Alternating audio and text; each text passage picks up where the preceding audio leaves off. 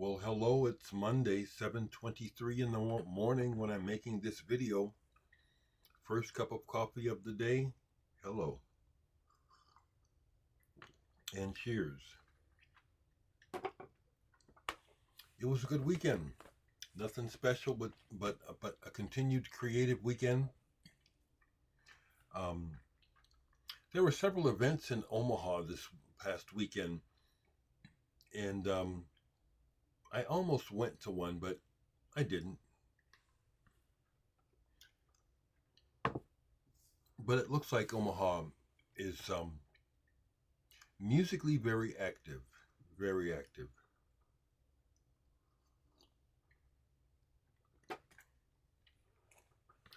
So, just waking up,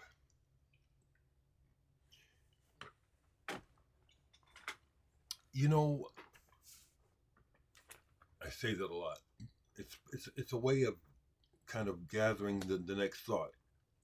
So the thought I want to share this morning, I think I've shared recently, but again, is that I just recently had a really good conversation with Aaron Gum, the the guy I call the Wizard. He is technically extremely proficient and has quite a collection of electronic instruments. He just had a birthday, and we were talking about that, and I was asking him, well, so how did you turn? Because it's like, I know all these people don't really necessarily know how old they are. And Aaron just turned 49. I just turned 70. And, it was just interesting to talk about that because, I was saying to him from my perspective, man, 49 sounds fresh. And Aaron just chuckled and said, man, I'm not feeling very fresh. And I said, I understand 49, but at the same time, looking back on those years, it's like, I'm truly thankful. That's the thought I'm trying to get out. Really thankful to be alive. I'm thankful for every breathing moment because, all I'm, as time goes on, the only place we're going to go is towards our end. And so that played into my weekend.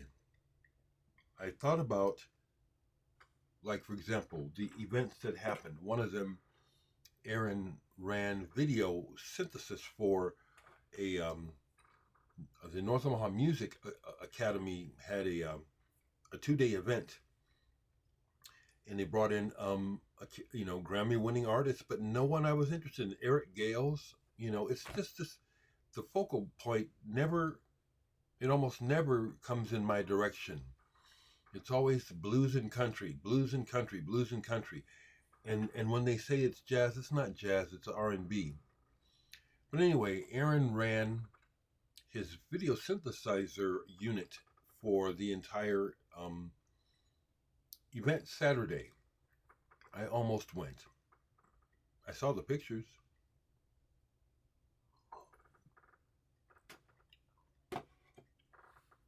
So I continue to make music. I'll show some records because I played a bunch of music this weekend.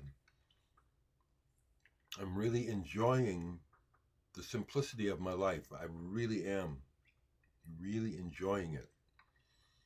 Someone said in the comments a while back that maybe young folks don't understand. You get to a certain age, you've done a lot, and it feels good just to chill, and it really does.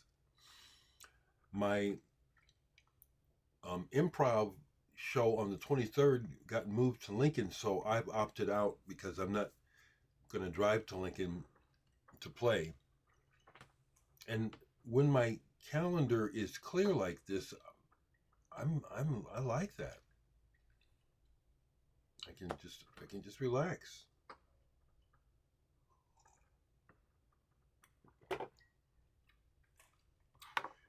But I'll share just a little bit because the juices are flowing for making music, and here's a taste of one of the newer things.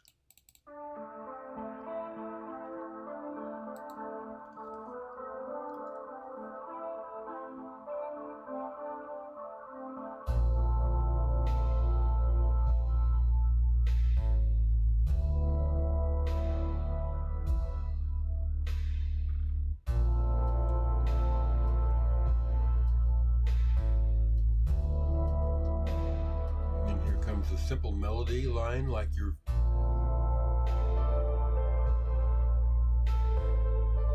it kind of establishes the view that I'm sharing through the music.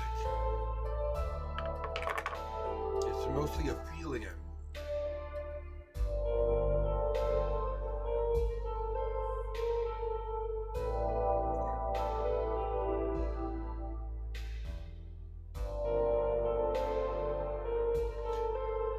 There's nothing in my immediate environment that influences this, that inspires this music. It's really what it is. It's a way of expressing the inner place that I live in mentally, reflecting a fairly peaceful, open vista of life. And the music is simple, you know. I don't know music theory. I just do the best I can. That's why I'm really proud of that magazine and that poster. I'm a punk pioneer musician from Nebraska.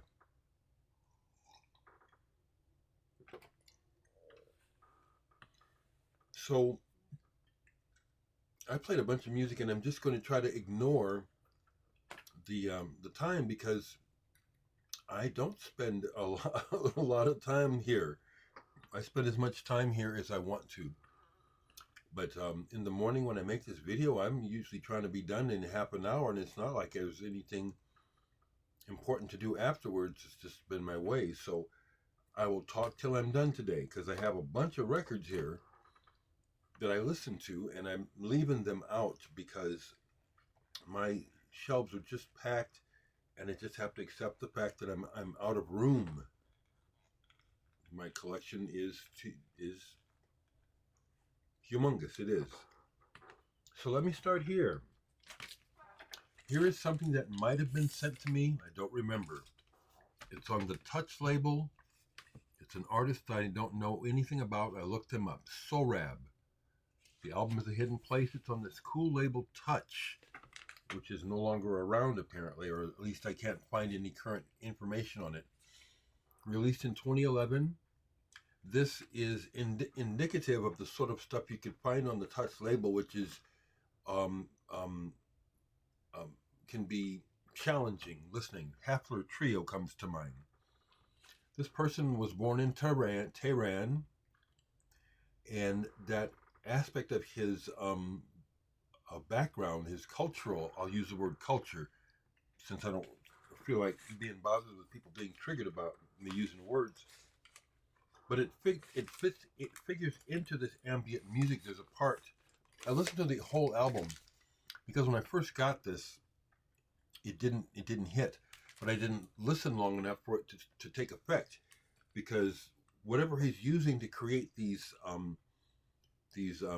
sound fields, it sounds like a lot of decayed ancient radio signals and stuff mixed in with other startling and loud bangs of music.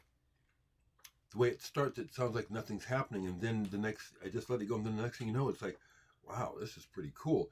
Then it keeps going, and there's these kind of like yelling, like people are yelling in a language, like they're outside trying to, I don't know what they're doing. And then there's other parts where there'll be a loud, unsettling noise will be introduced all of a sudden.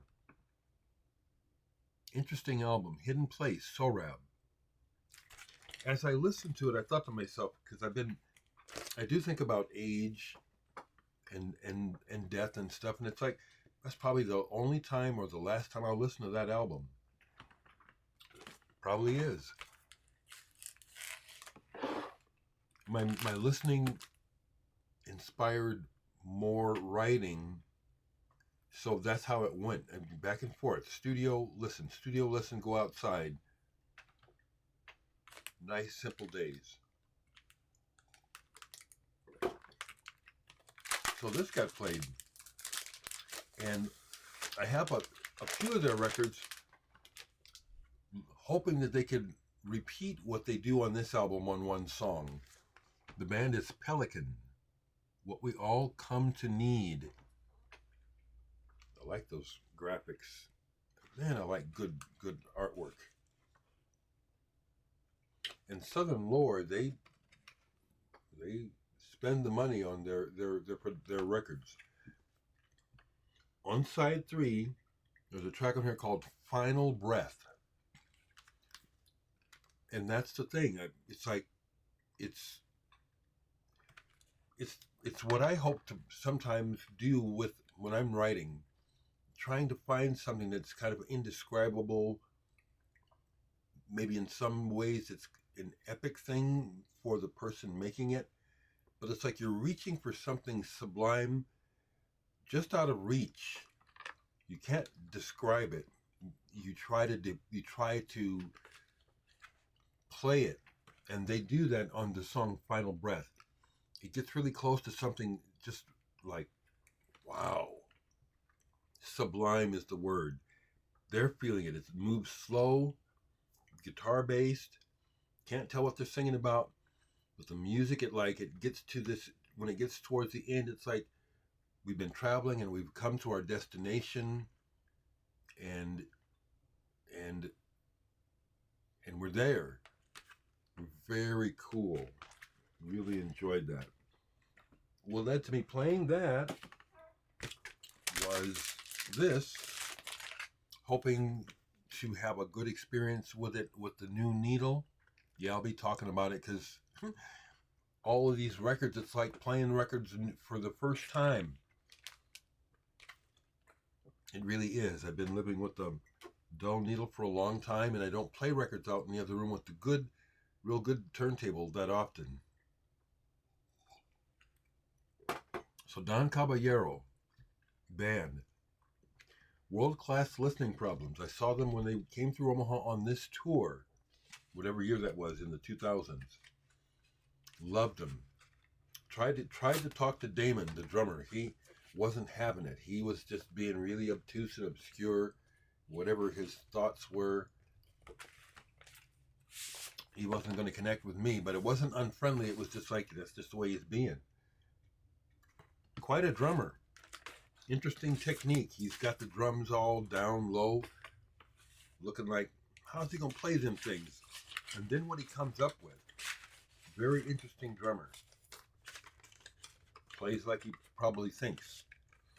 But audio-wise, this sounds like it was recorded live, which isn't a bad thing, but the live recording of fidelity is just okay.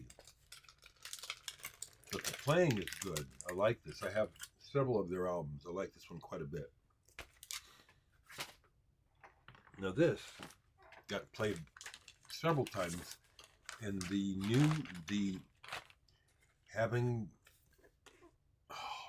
this album is killer. Orb, Prism. I love what they do.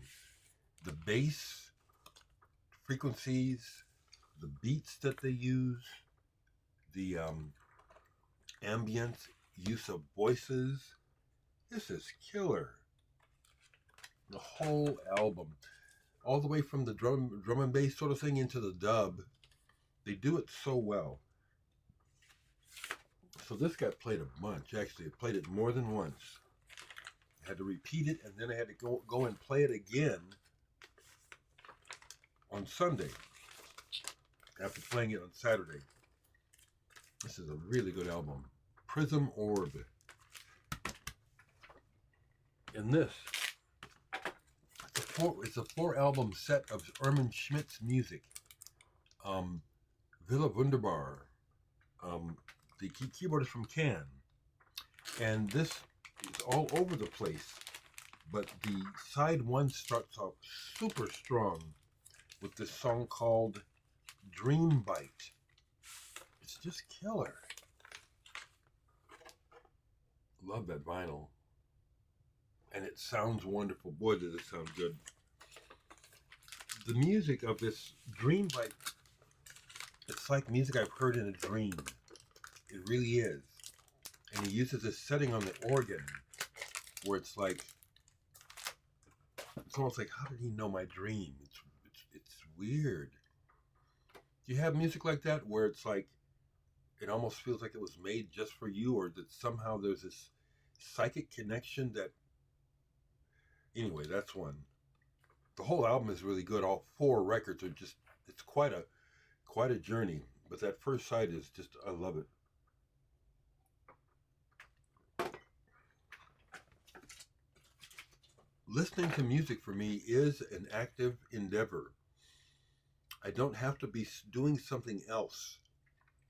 I do often incorporate it with other things, simple things like looking at the screen here. But often it's just this. Just letting the music wash over me, the sound. I love it. I always remember, Stephanie, that's the other thing, people who watch me regularly.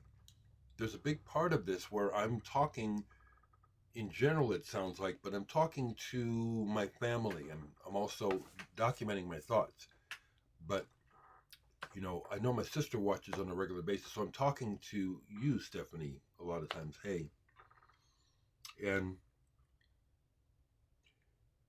I don't take for granted the simple pleasure of listening to this music, because I remember times as a child when things were so bad that we didn't even have a record player or one that worked well. I couldn't listen. It's always been my favorite thing to do, always. So I got into a Pale Saints Jag. One of those 4AD bands who I just love. They are another example of a band whose writing is not blues-based or even necessarily classical music-based. I don't know where it comes from. It's really fresh, and it sounds like we're traveling someplace new. And The Comforts of Madness, this album, most of this is really strong, and I love the sound of the drums on the album. The way they recorded the drums on this album, plus the drummer is good. He's got a really good beat, and a good elemental beat, and this sounds so good. I really like it. And the voice. Don't know what they're singing about. That's beside the point. It's the way the sound of Graham, I think that's his name. It's the way the sound of his voice makes me feel. It's not that it sounds innocent, but that's the closest word I can get to what I feel. Like when I hear his voice and Jonas Bier of Mew. They don't sound like boys, but there's a boyish quality to the timbre that I think is wonderful. So I really enjoyed that album.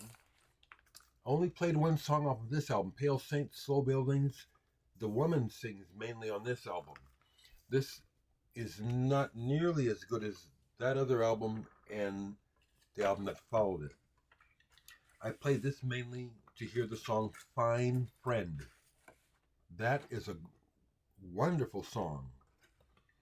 Wonderful song, Fine Friend. It's an example of where the band shows they really do have something.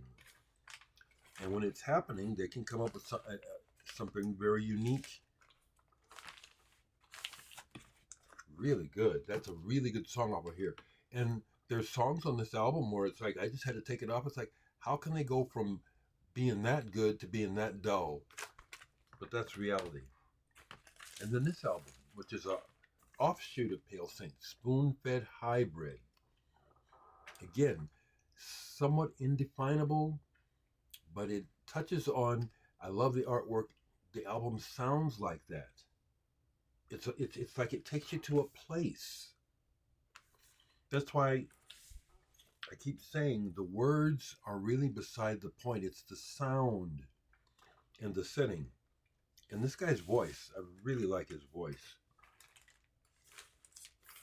And it's cool because in recent years, they did a new video for an old song of theirs that almost broke through. I forget the name of the song, but they show him singing it in his current age. and he's an old guy, you know, but that voice is still there, like John Anderson. Beautiful voice.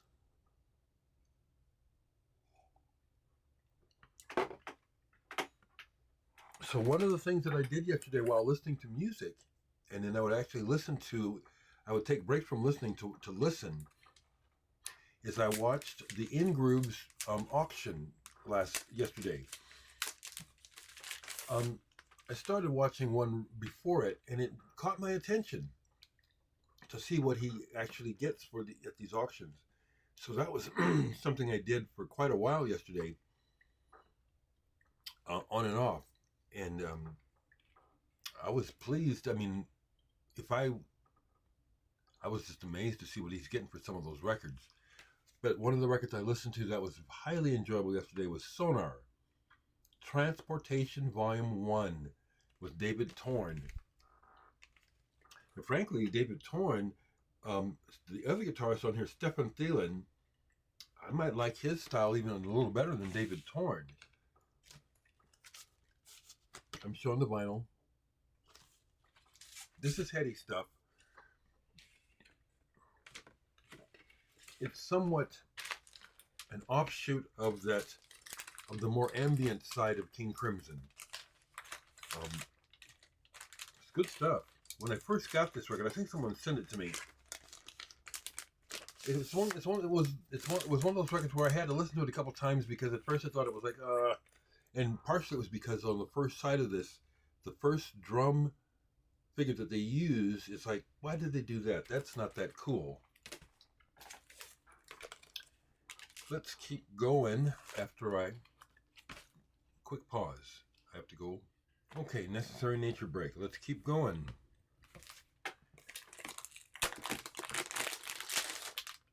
I just played records a lot these last couple days. So I needed to pull this and play this because I couldn't remember. It's Solar Plexus. There's probably several Solar Plexus bands. But when I bought this used, it wasn't the one I was looking for. This is a San Francisco band that does some fusion, but it's like they're almost like musicologists because they'll go from a real light, and the way this album starts is not so hot. The very first track is kind of light and breezy. Then the next album the next song is fusion. But the third song is like klezmer or something. It's like they're doing this folk music. So it's, as a listening experience, it's uneven, and it's almost like it's a variety show. I'd like to find that other Solar Plexus. I think the other Solar Plexus band I'm thinking of is from Australia, possibly. They're from San Francisco. That was all right, though. So watching the Mike's auction, he sold some stuff like some Magma, and I was like happy to see that he got some money for Magma records. Somebody's $70, $80, $90 for these records. Nice. Of course, it was a auction, which kind of loads the situation where people are like, oh, if I'm going to get it, I'm going to get it. But it caused me to pull some Magma to play,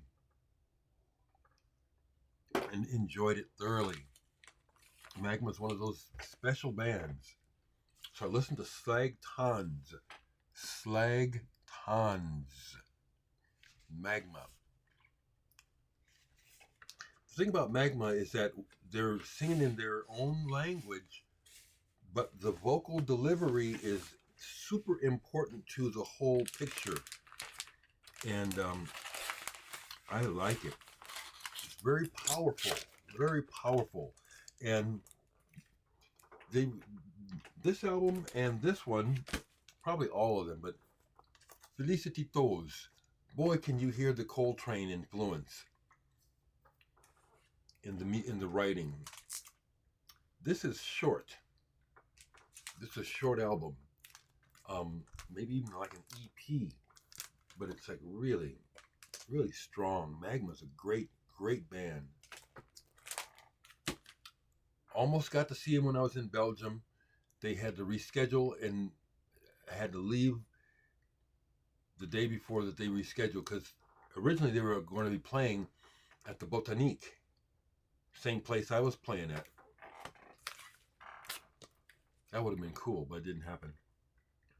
Here's one that I needed to play because I totally forgot what this album was like. Percussionist Nasif, Sura. I forget how I first made his acquaintance musically, but this is on the CMP label out of Germany. This was not what I remembered. This has a lot of percussive based pieces where there's improvisation. Akam Kuhn and David Torn are on here. I was getting this mixed up with another record on this label. This is really very interesting and compelling. They do have parts where it sounds like they've improvised, and now here comes the composed part, and it's really sharp and strong, and doesn't sound like Zappa, but I keep thinking of Zappa as a reference point to the eclecticism of the written parts of this Sura. And there is a aspect where this mountain, like, is that like over there in Tibet? You can catch what I'm trying to say about the flavor. This was like a journey. I had to play the whole record because it was like, well, what are they going to do next? You know, really good. Cheers, people. Yeah, I played a bunch of records. But since I don't watch TV, you know, it can seem like this is all I do, but time disappears when I'm in the studio, people. I can start in the studio like it's in the morning here, and at night when it's bedtime, I'm still in here tinkering, back and forth, back and forth. I love it. So here's a split between Melvins and Isis, but the Isis side completely kills Melvins, and it's a particular song, Way Through Woven Branches by Isis. I love the piece of music, but I like it also sonically. It's recorded really well, and they catch the sound of the way the drums and the bass and the guitars are making this really warm. It's really good, and the song is good. And when they get to the end where they're doing the growly vocals, it seems really fitting. Still have no idea what they're saying. Half the time that's even better for me. It's just let me feel what I feel from the music. That's why I'm not particularly into love songs or like the mainstream. Because I listen to the mainstream, what people listen to, all this ersatz shitty ass country music, and but it's for young people, so that's just the way it hits me. It's like, this shit is kind of fake to me, but it's not fake. It's just young people discovering themselves. I had this out recently, but I played it again because I love it that much. Tasavallan Presidentti, Lambert Land. This, to me, is a classic progressive rock album. Total classic. Right up there. Fantastic album. I love sound. So let me try to put these together. Well, maybe not. Can I? Yes, okay. So Markus Popp is an artist who I've become familiar through Mouse on Mars and Oval. And and I found a feature on him online, so I watched that for 20 minutes, trying to find out how he's getting these sounds. And they show his setup, which is computers and keyboards and Ableton. So he's apparently recording himself with a stringed instrument and then manipulating it. And what he does with it is very unique. This album in particular is, I think, a real standout of his work. Pop. This is really intriguing, and that cover is intriguing too. It's like, what? Oh, it's a hammer. It's a hammer inside the bag. You can't quite tell till you look. It almost look kind of like dirty or something, but it's fitting. It's like a hammer. This music is like, whoa. It almost falls apart at times, which makes it even more powerful. It's got these timbres. It's hard to describe. It's like scraping the strings of not even a, you can't say that it's a piano, excuse me, or a guitar. It might be a guitar. It's very unique. I love his work. So I tried to listen to this one by him, but didn't quite hit. Systemish, oval.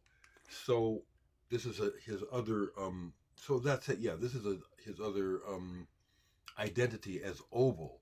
And this is one where he does a lot of things with, if I understand correctly, broken and software and things like that. But when I was listening to it, when I would put the record on and off, I noticed how this record feels different. I mean, it even kind of looks different, like it's not vinyl, like it's something else. Feels neat and it looks neat. But this was more scattershot as far as the how it hit me. So, but I like sound. I love sound, which takes me to another Orb. Played Blue Room, both sides, and I have this on CD. If I understand correctly, this is the longest single ever released. Something like 40 minutes. I have the CD where it's uninterrupted, so this is like Blue Room across two sides. Just lovely. I love the way that it's like,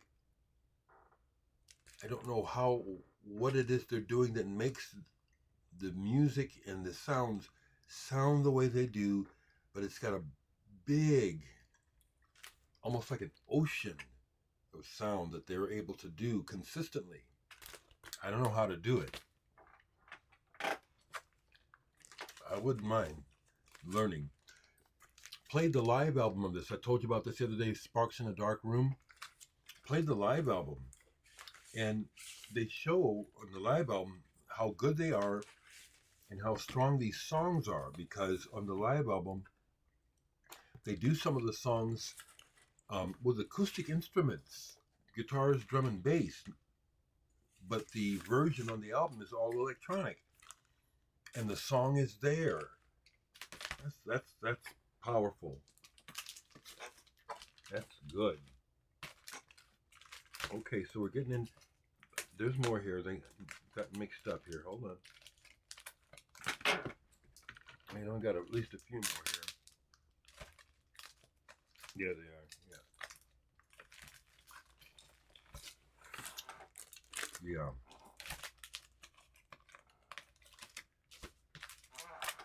So,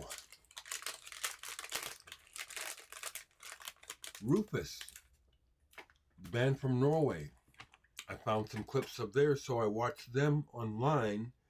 And live, I can see where the woman's voice worked better for the live setting. But on the records, it's like, but they have a song called Come Into View that it's like almost like a hit to me. I can hear it in my head now. It could have been a big song. But they started off different than that. This is their first album, reissue, Randshart by Rufus. They started off as a wannabe Yes album, yes band. And not bad at all. Definitely a derivative Yes sound, but well done. Good writing, good playing.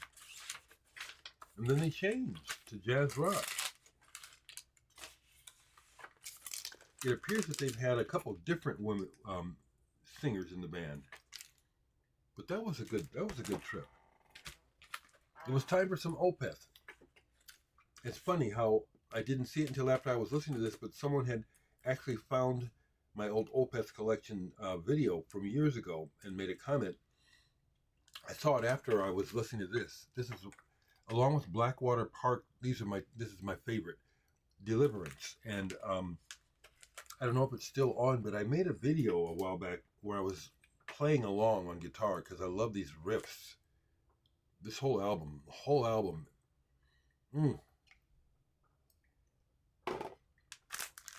killer riffs. This is an example of where they could have gone heavier on the bass, and you could have pumped up that bass. So I had bought recently. I showed where I bought this Animals as Leader album, not realizing I already had it, weightless, because I saw they had it on splatter vinyl. I thought it was kind of noisy, but no, it was like the fact that my old needle was riding on the groove, not playing it. It plays just fine. But this is an early album of theirs. I hear how they've progressed since this. This is good, but they've refined it even more since this album. It was enjoyable though. Tried to meet Tosin when they played in Omaha. Animals as Leaders. Is that it? Ooh. Okay. I think so. Yeah. It was a wonderful time this weekend listening to music.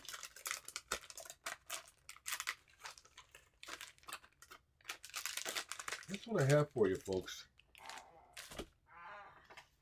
I recently looked at my statistics. I don't pay attention to that stuff very much at all, but I went to my dashboard, and in the last 28 days, I have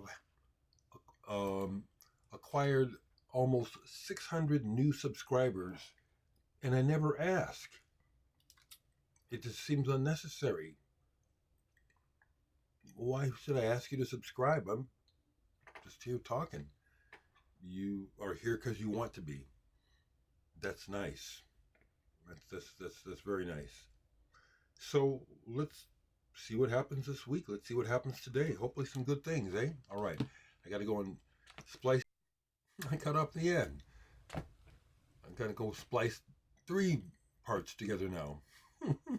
Take care, people.